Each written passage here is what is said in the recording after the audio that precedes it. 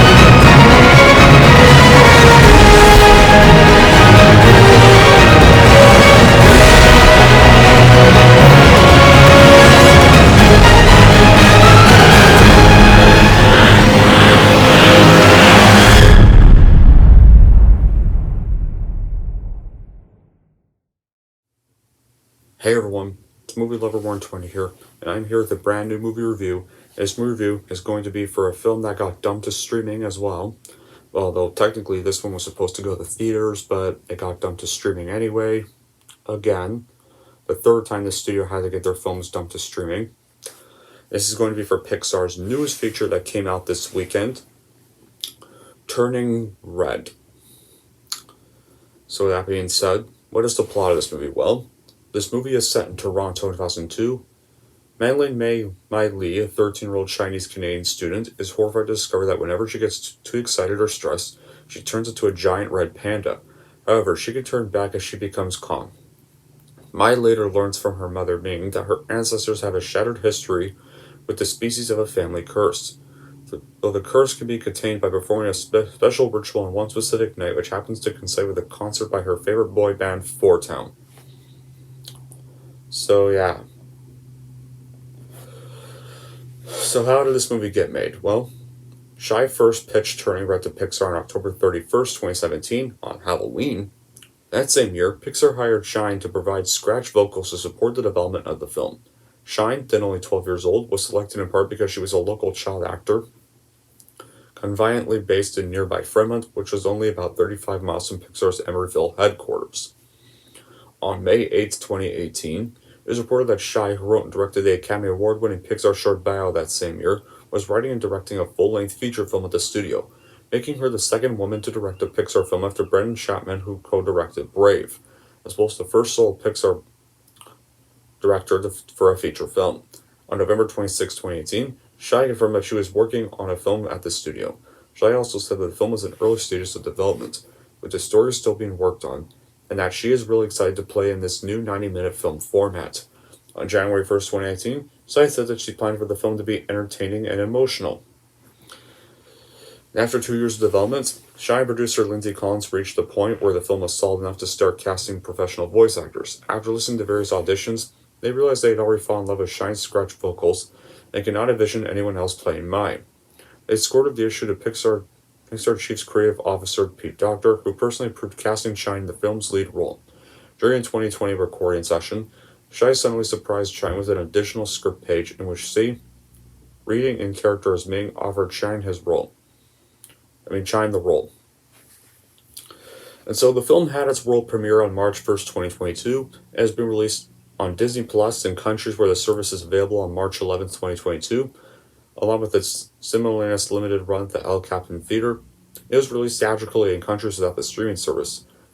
It was supposed to be released theatrically worldwide, but Disney made up the COVID-19 pandemic excuse, or Omicron variant excuse, to not release the film in theaters, even though thousands of families at that time had already been going back to theaters. it became clear that it seemed like Disney just hated Pixar at this rate, or just no longer cared about them. And the film has received critical acclaim with praise for its story, humor, animation, and use of culture. And you're wondering my reaction. Well, I watched the movie last night, and as for my reaction, well, this would have to be Pixar's second worst movie behind Cars 2.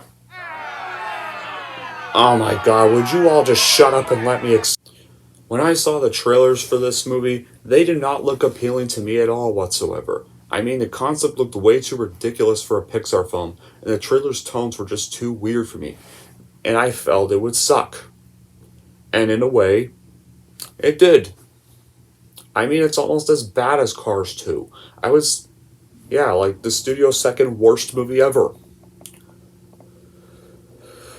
It's really seemed like Pixar was finally coming back to their routes after we all know they had a disappointing era in 2011, 2012, and 2013. They came back in 2015 with Inside Out, and it seemed to be doing fine ever since then. It seemed like they were really getting back to their routes, especially after Soul, after Luca. It really seemed like Pixar was coming back. This movie proves no. They've clearly learned nothing from Cars 2 at all. And they basically try to be way too modern with this film. And doing references the studio is known to never include in their stuff. Like ever. Like what happened here? Anyways, let's just get on with the good qualities first. The good qualities, like that we watch as Mai struggles with the emotional roller coaster that brings out the red panda. It's refreshing to see such a portrait of friendship and also acknowledge that overbearing parents can cause stress no matter how caring they might be.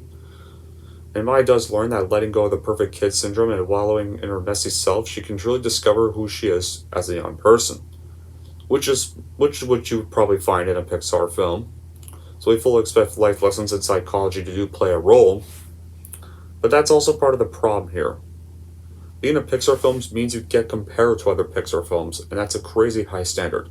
This one failed to come close to the best work from the studio. Although we kind of welcome the rare look of female adolescence and friendship, as well as the impact a mother-daughter relationship can have on multiple generations. And I do enjoy the voice acting. I mean, you can tell the voice actors really tried their best for what they were given. Even if the material they were given wasn't good enough. I do like they also had a Pixar film be set in Toronto and have a Chinese-Canadian protagonist.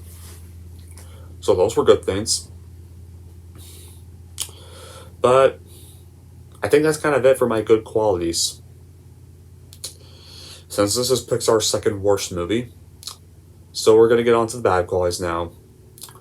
So, most obvious, the fact that Disney dumped this to Disney Plus again was just selfish. Sure, fine. Dumping to Disney Plus worked with Soul because the pandemic was really bad around that time when Soul came out. Look at being dumped to Disney Plus. Maybe Disney thought the situation would still be bad. They probably didn't know the situation was going to be better by the time Luke had finally been released, but the situation got better. The theaters were opening up again, and I don't think they knew that was going to randomly happen. They probably thought things were still going to be bad. So maybe that was why. But now, families have gone back to theaters now. This just hints that, families went and saw Encanto, families went and saw Sing 2. Fine, maybe it wouldn't have made 100 million, but Encanto made a nice 90 million domestically for an animated Disney film. This proves families are still willing to go to cinemas. This just kind of hints that I guess Disney must now just really hate Pixar and doesn't give a shit about what happens with their films. Unless it's maybe like a cash grab like the upcoming Lightyear movie we're getting, which I know is probably going to suck as well and will not be seeing.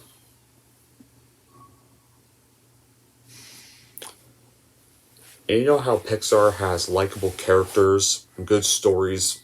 What this has are annoying and one-note characters that act like caricatures. Seriously, there's the tomboy, Asian stereotype, deadpan snarker, bully, tiger mom, etc. A basic message of accepting who you are that they beat you over the head with. A tired depiction of preteen girls as overly emotional and boy crazy. They try to adapt a style of anime where characters act in an over-exaggerated manner and it just comes off as really cringy. Like, yeah. And not to mention, they have two scenes that have the 13-year-old main character Mai Mai twerking her butt in two scenes of the film, including the one you just saw in the intro. Yes, guys, Pixar, of all studios, had to do two scenes in one of their films where there are two scenes of twerking. Something that the studio is known for never doing at all in any of their stuff.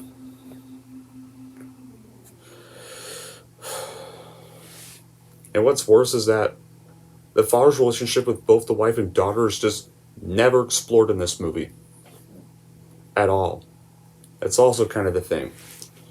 It really felt to me as though maybe they could have just explored the father's relationship with both the wife and daughter a bit more, and how this affected them as a family, and maybe I would have liked this movie a little bit more. No. Especially as he was part of the reason for the mother's problems with their own mother and inner panda. Instead, his character was sadly left unfulfilled, and I mean, his other family members who do enter the film later, they don't really do much. They don't contribute much to the story, really.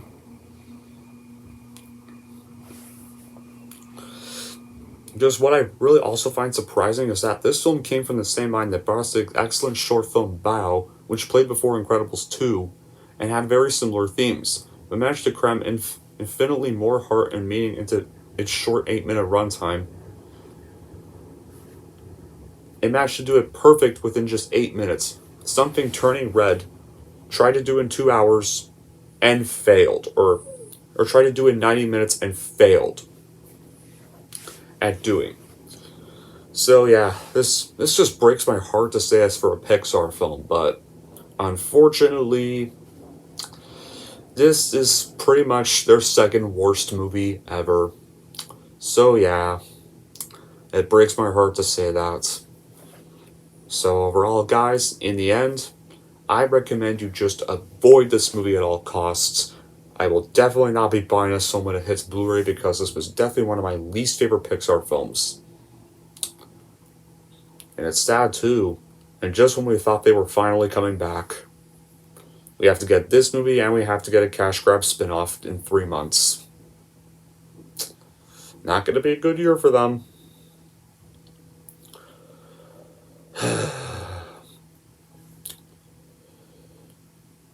But anyway, that's it for my review of Turning Red, and if you're wondering how I'm going to rank Turning Red, here's how I'm going to rank it. I'm going to give Turning Red a 4.5 out of 10. And there we go. That's pretty much it for my review of Turning Red. Yeah, I hope no one. And next, I have no idea what I'm going to review next, but I do plan to hopefully see that horror film coming out called X, which is getting a limited release, or who knows. So my recommendation, yeah, I just go watch Batman again. At this rate, I would definitely not watch this at all. If you're a Pixar fan, or you can if you want to. I can't really judge opinions, but I want to know in the comments below what you thought of the film if you saw it. And I will respect opinions, just as long as you don't try to attack mine. And until then, that'll be it for this review. Thank you all for watching. And if you'd like to want to see more, then don't forget to like, subscribe to Movie Lover 120.